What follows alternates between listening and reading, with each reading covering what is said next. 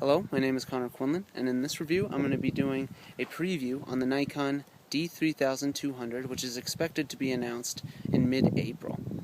Now, the really cool thing about this camera actually is it seems to be moving in a similar way to the d800 model, in that it actually has a lot more megapixels than I would have previously anticipated. It's expected to have a 24 megapixel sensor on it, which is the same size as what the D3X used to have, only on a DX type sensor. Now, from what I've seen with the D800 and its high ISO capability, its ability to basically out-resolve the image quality of the D700 even at higher ISOs, which is really incredible. I expect that the D3200 to actually have similar type of image quality change. It may even be possible that this camera has better image quality than, say, the D700 model, or at least similar image quality.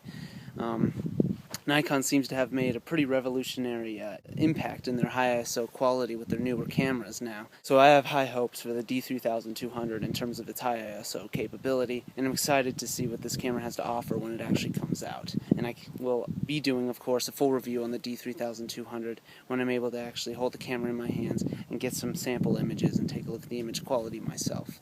Some of the other features that it's going to have is it's going to be able to shoot 4 frames a second, which is actually not too bad considering the amount of megapixels that it has. The D3X could only shoot 5 frames a second in its full frame mode, so this isn't actually that far off from what Nikon's most professional model was like.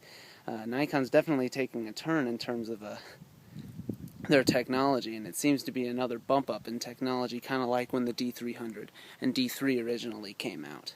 In terms of autofocus, it's going to have an 11-point autofocus system, which is cool and will definitely probably be about as good as, say, as the D700 or so. Hopefully it'll be about as accurate and as quick. The ISO range is going to range from about 100 to 6400, and that is the native ISO range. It will be expandable, I believe, up to 12,800 ISO as well.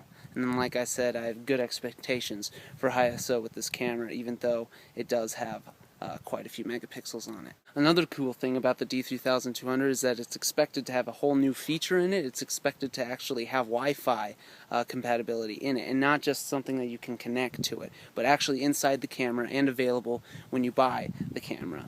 And it's supposed to actually add a couple new features to the camera that have not yet been seen on Nikon cameras before. So be excited to definitely see what those will be.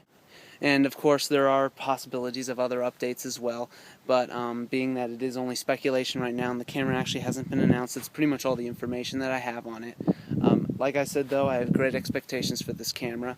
This is definitely going to be an amazing entry model camera. It may even surpass some of the cameras like the D700 as well when it actually comes out. So I'll be sure to do a full review on that camera when I get my hands on it in the future.